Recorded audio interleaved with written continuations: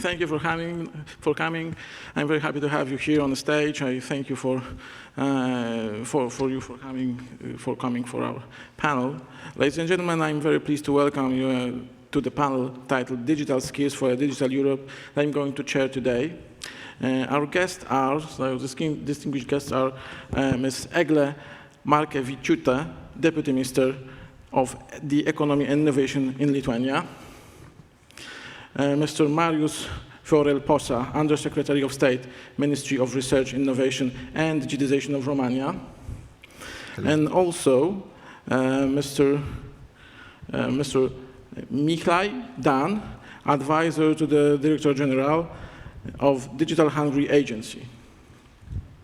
Thank you. So we have 25 minutes and we have only 2 questions. However, these are very important questions that will give you the opportunity to a little bit brag about what are you doing in your country to build digital skills for Digital Europe. And the first question is, what are the most planned projects you are currently working on in the area of digital competence? What challenges do your office face in implementing these projects? So we will start from Eglė. Thank you so much. So the matrix of our issues or our problems when it comes to digital skills is divided into age groups or age digital divide, gender digital divide, economic digital divide, and which is connected to accessibility.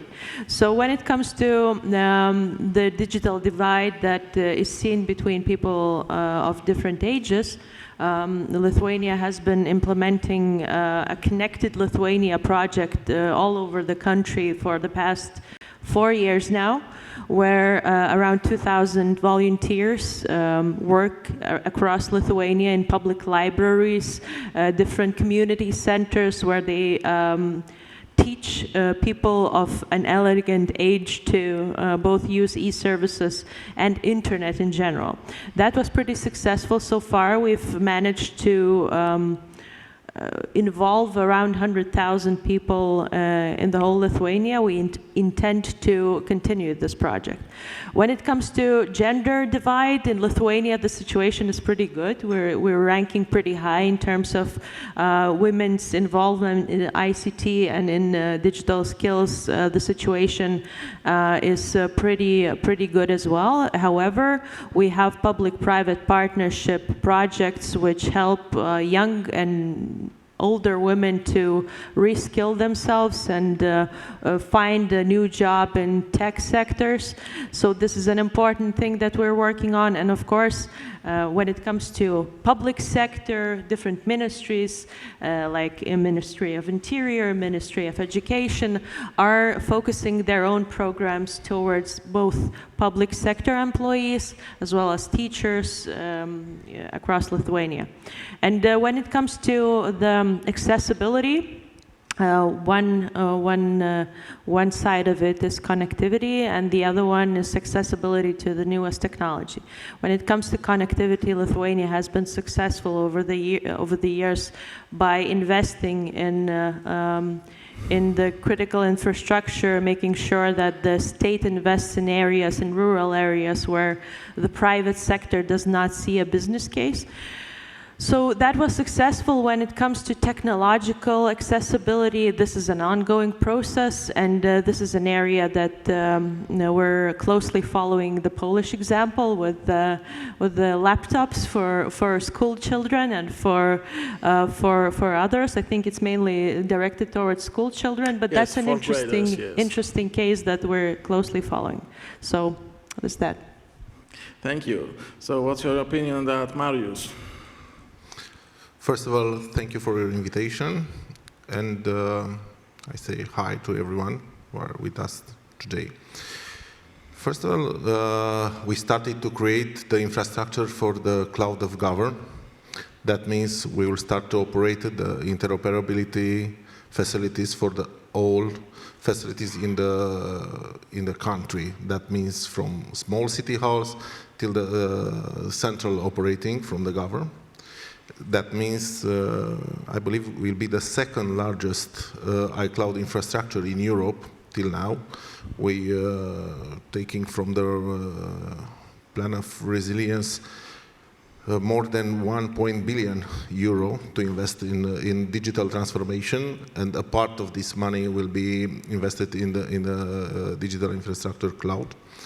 Also, we reached to cover the rural area. We have a very large project. It's calling RONET, Romanian Network, and our target was to cover all the white spot. The zones or the commercial part says they are not juicy, they are not interested to invest, because we have rural areas who are, I don't know, with few people, or very hard to reach with infrastructure, who need a big investment there. So we create this network. So all the people from the rural area can be connected and have access to the broadband services and the highest level. And also we start the digital transformation.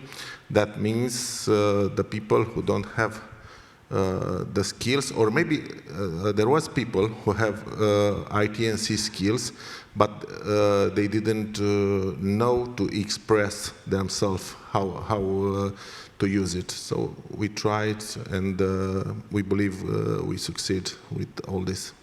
Mm-hmm. Thank you, and I would like to ask another participant for his opinion on that topic as well. Yeah, thank you very much.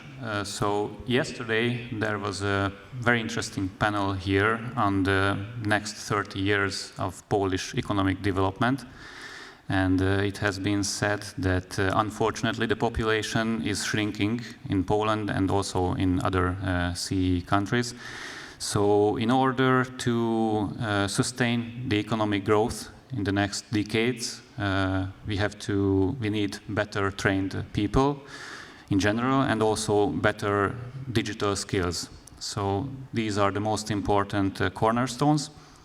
And in Hungary, for the programming period of 2021 and 2027, there is an independent operational program for digital developments. And the fourth priority of this operational program focuses on the development of digital skills.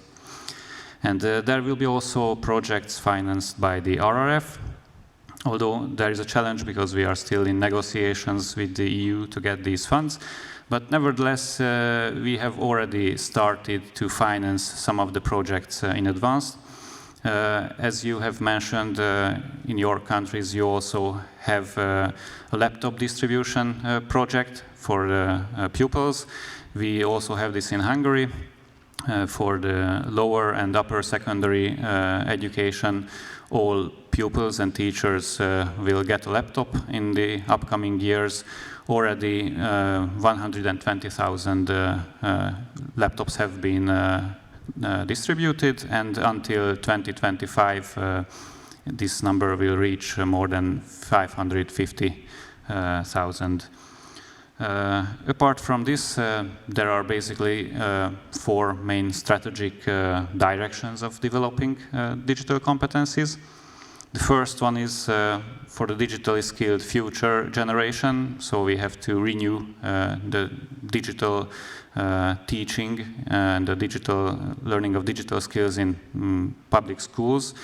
As yesterday Eszter Wojcicki said, that we have to reimagine education for the new digital age. So in Hungary, last year, we have introduced a new course in the national curriculum for the school called Digital Culture. It's starting from grade 3 to grade 11, and it's a compulsory subject. And in this subject, the pupils learn problem-solving skills and digital means, and also they learn algorithmic thinking. And they use different programming environments, starting from graphical programming environments to more sophisticated ones as they advance. And this subject is also made a matriculation exam subject. And apart from this, also there's a new subject called civic studies, and in this civic studies subject they learn about everyday life, and this includes the use of digital services and the use of e-government services. So this one is one cornerstone, and the other cornerstone is to help disadvantaged people. So for them we have several projects that are either targeting the adults, but also there are extrascholar activities provided for those disadvantaged children who needs these, and they learn digital skills there as well. And also the third strategic point is to improve the digital skills of the already employed persons. So we have projects on this as well. And the fourth one is to make people aware of cyber threats and to make them more resilient towards cyber threats. So that's basically, these are the most important developments and projects. Thank you, Mihály. And I have another question for each of you, but I will start with Eglė. Tell me, in your opinion, what made the biggest change in your country? What made the biggest impact on the level of digital skills? And do you identify any threats that can occur with lack of certain digital skills? I will allow myself to joke a little bit. When it comes to positive outcomes, it's always the result of good deeds by the government. Whatever bad happens, it's the circumstances that affect us. But speaking seriously, I think when it comes, I'm speaking very broadly because digital skills also depend on the maturity of technology, the connectivity, availability of different tools, maturity of e-services. The whole ecosystem is important, and digital skills and the last number is just a depiction or a picture illustration of all the other components that are important. So in Lithuanian case, yes, when it comes to female or women's involvement in ICT, we're fourth in Europe, but I don't see any government's role in this. I think it's just a cultural thing, so we never had any quotas or anything like that. When it comes to connectivity, 99% of Lithuania is covered. It's a direct result of a smart policy where we invested, as I told, in backbone, and business invested in last mile solutions. When it comes to digital skills and speaking about the threats, we are very much working on our e-services. I'm not speaking about Lithuania specifically, but all countries. We're working on making our e-services accessible and user-friendly for people. We're investing in connectivity. We are working in spreading the news and increasing technological accessibility for people of lower social status, income. But at the same time, we're not investing enough in the safety or safe skills, cyber skills in the internet. That's one threat. With the rise of AI, I think we've all read the articles where certain social engineering is used against people, not only of older age, but also pretty young people, to extort money and so on and so forth. That's one area that we as the government need to invest more. And of course, in the future, we're not taking it seriously today, but I'm also thinking that what I call a digital Amish, the percentage of people who want to be excluded from the digital debate in total will become a problem in one way or another. I'm not sure about the percentage, but with the rise of digital e-services, with digital services, with the decreasing number of physical services available for people, with the rise of e-identity tools, with digital euro or whatever is coming our way in Europe, there will certainly be groups that want to have an alternative point of view. And what do we do then? Yeah, Not sure. so digital Amish, that is a very interesting concept, and I believe that even a small percent of people who might be identified as digital Amish can hinder every action towards changing the world into more digitalized, because we always have to take them into account every time we are planning new policies and new services, etc., etc. So that is something I didn't think of before. That's a very interesting concept. I think I have to look more into it. But tell me, Marius, what are your reflections about that? So if we talk about digital skills, I will look just a little bit here to be more precise. We will see we are in the 4th place in Europe for the graduated in ICT domain. And we are in the 2nd position of proportion female CNT specialist in employment. We also have 57 fixed broadband coverage, the high capacity networks, and also we have 87% coverage in the full country, hybrid system to network coverage. If we talk about skills, we already train in the school in robotics. We have a very high dynamic in this field of automatization. Yeah, and also we try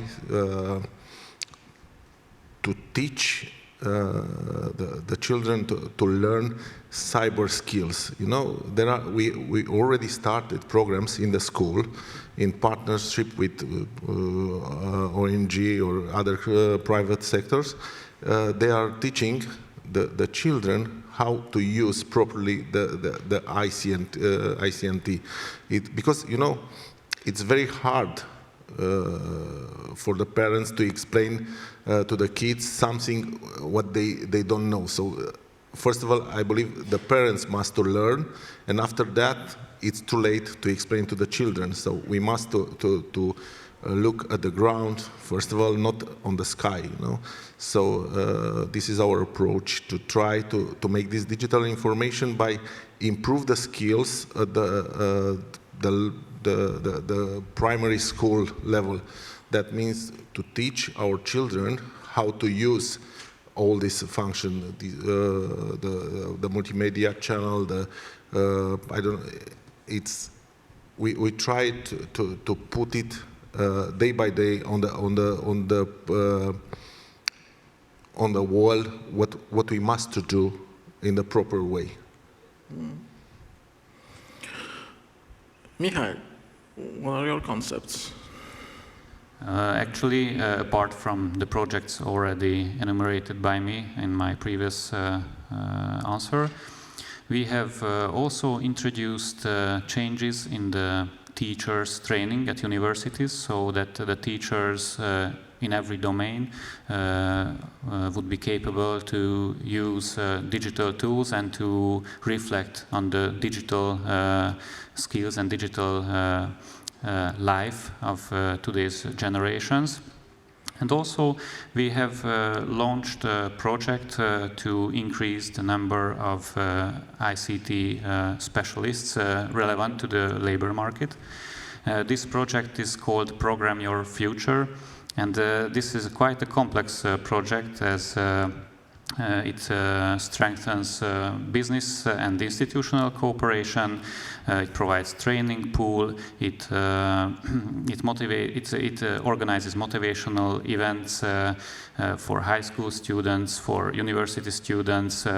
Also, ICT career guidance is provided, and there are specific activities that aim, for example, the change of the young girls' attitude towards STEM and towards ICT. And the main results of this project until this May is already involving all Hungarian universities that offer IT coursework in their curriculum. This means 22 universities. Also, almost 400 ICT companies received indirect support from the project. There have been new project-generated collaborations between higher education institutions and ICT enterprises, almost 300 such cooperations. There is an internship program included, and already more than 600 trainees went to more than 280 companies to have their internship there. There is a teaching pool, including almost 200 IT professional lecturers.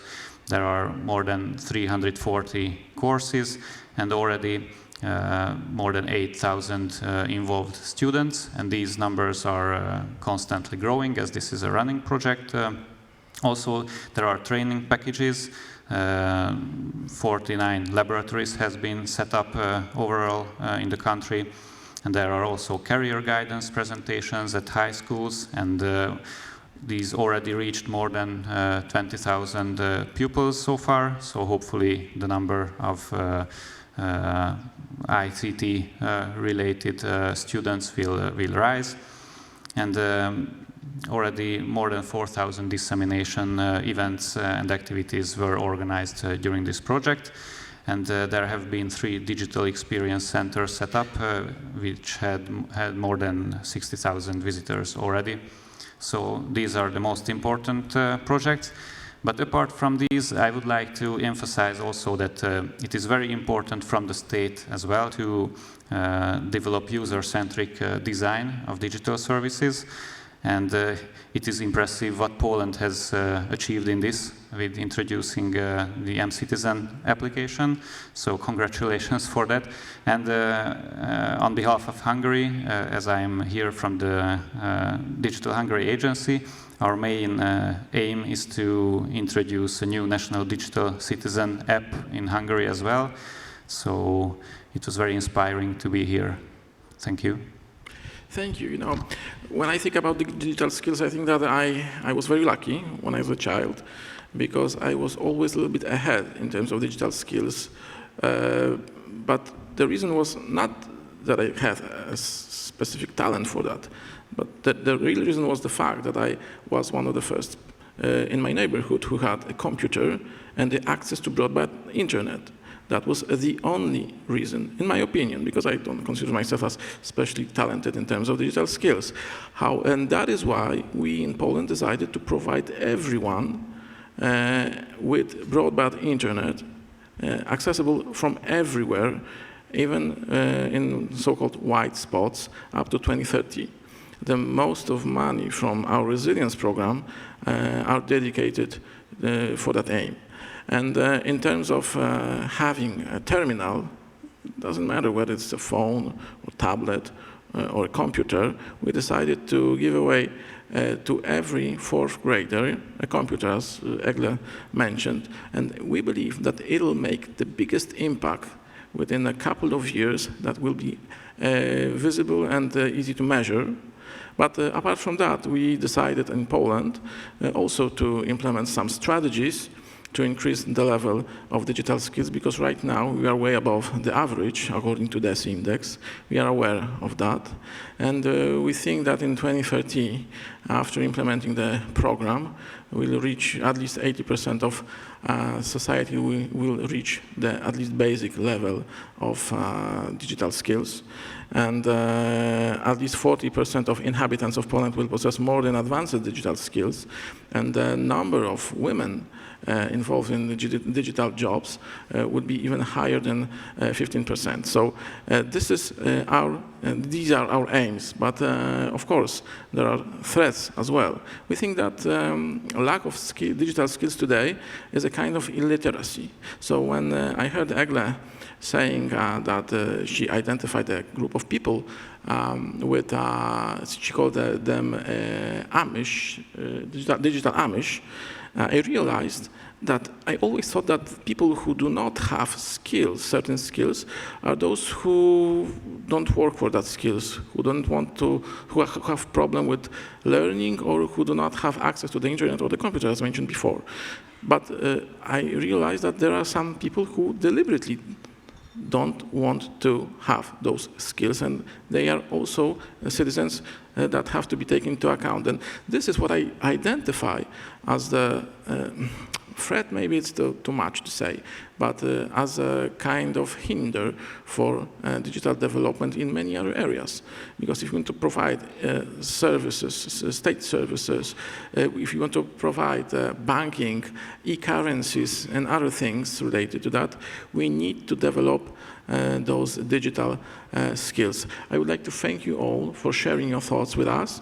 I would like to encourage every one of you to have a reflection about your own digital skills, how to improve them, and perhaps we as politicians, because we are sitting here, we are all politicians or involved at least in governmental procedures, we are open for your opinion, suggestions and good ideas. Thank you, ministers. Thank you very much. Thank you, Mr. Advisor. And we came to the end of this debate. Thank you very much for coming here. Thank you.